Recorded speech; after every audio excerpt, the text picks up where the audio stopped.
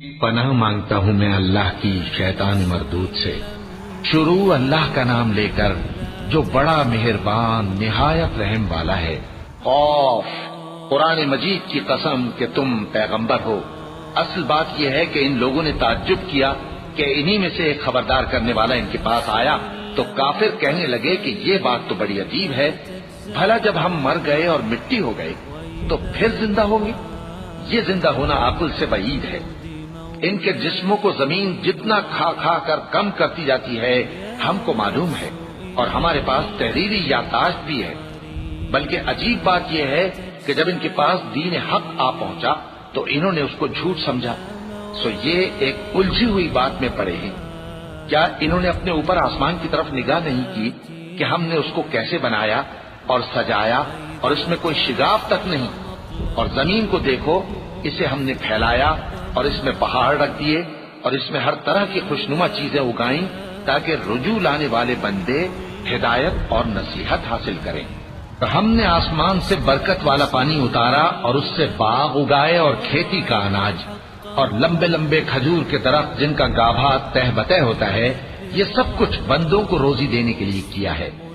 اور اس پانی سے ہم نے مردہ زمین کو زندہ کیا، بس اسی طرح قیامت کے روز نکل پڑنا ہے۔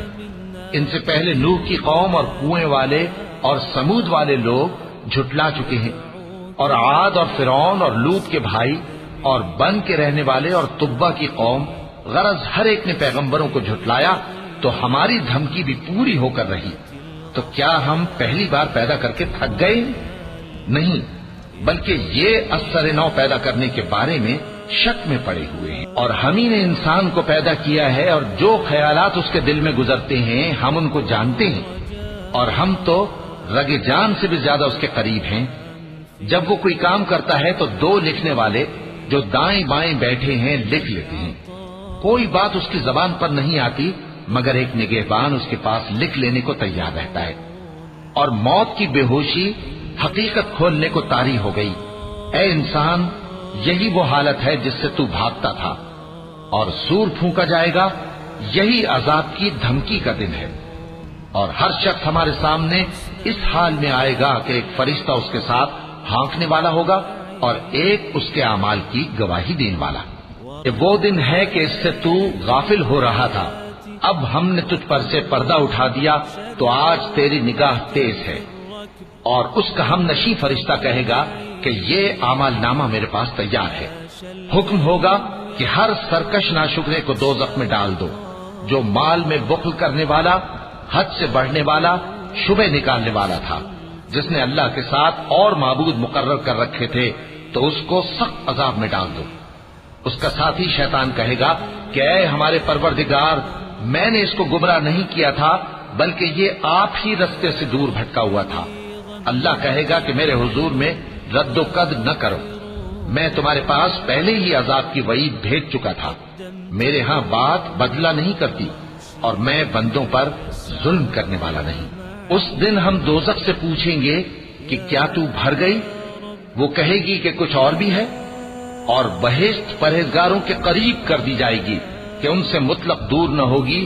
یہی وہ چیز ہے جس کا تم سے وعدہ کیا جاتا تھا، یعنی ہر رجوع لانے والے، حفاظت کرنے والے سے، جو رحمان سے بن دیکھے ڈرتا رہا اور رجوع کرنے والا دل لے کر آیا، اس میں سلامتی کے ساتھ داخل ہو جاؤ۔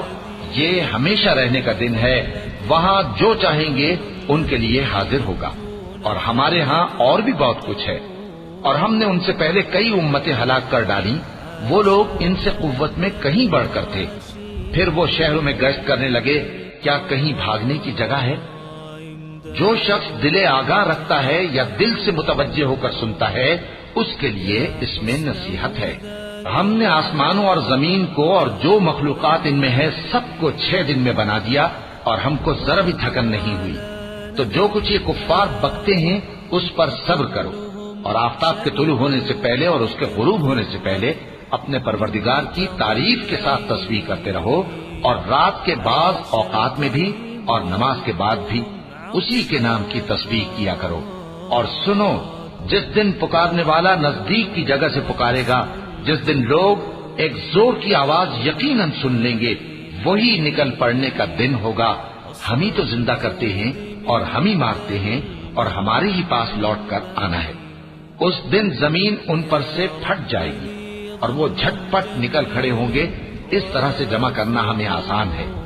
یہ لوگ جو کچھ کہتے ہیں ہمیں خوب معلوم ہے، اور تم ان پر زبردستی کرنے والے نہیں ہو۔ بس جو میرے عذاب کی دھمکی سے ڈرے اس کو قرآن کے ذریعے نصیحت کرتے رہو۔